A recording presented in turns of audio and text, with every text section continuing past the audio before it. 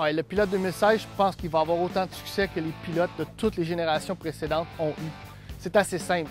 L'économie d'essence est bonne, la tenue de route est bonne, c'est assez silencieux, c'est agréable à conduire. Ça se conduit comme un Honda. Ça, c'est un des attraits principaux du véhicule si tu veux quelque chose de gros pour toute la famille, pour toute la gang.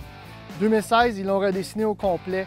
Puis je peux te dire tout de suite que c'est aussi confortable que c'était. Il y a autant d'espace, mais il y a une version en particulier qu'il faudrait vraiment éviter.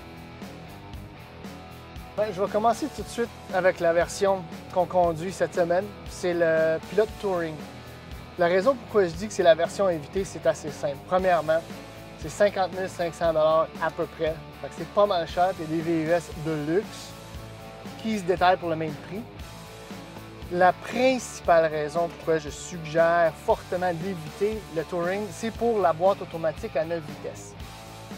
J'ai fait l'essai de plusieurs chars avec la transmission automatique à 9 vitesses. Puis la majorité vont pas mal, mais vont très mal. Celle-là, c'est pas une exception. La raison, c'est simple. On roule sur l'autoroute, on roule à 100 quelques kilomètres à l'heure, on est en 9e vitesse, puis on veut accélérer pour faire un dépassement, bien, il faut attendre.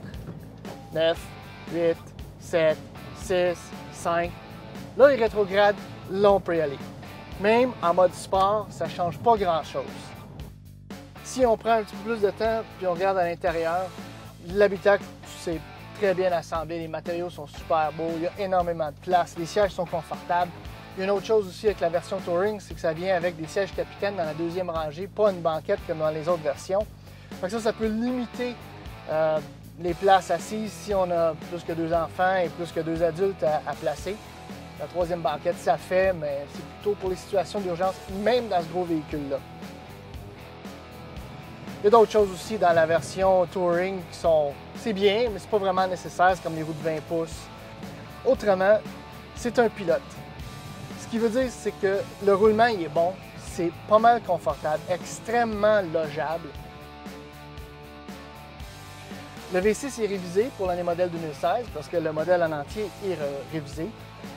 Ça l'inclut un 3.5 qui a reçu la même attention, si on veut.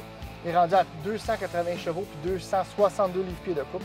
Fait qu'on accélère un petit peu plus vivement, si on veut, mais c'est pas une grosse différence comparée à l'ancienne version.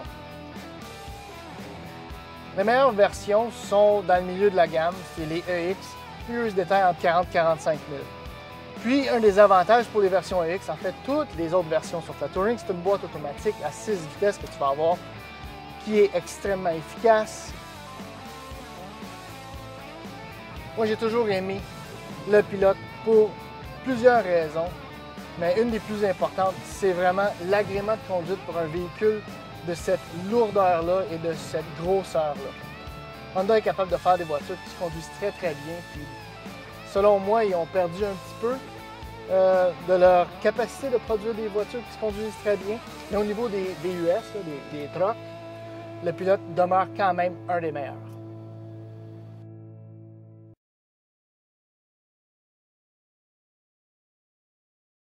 Ce fut toujours always the same people around here.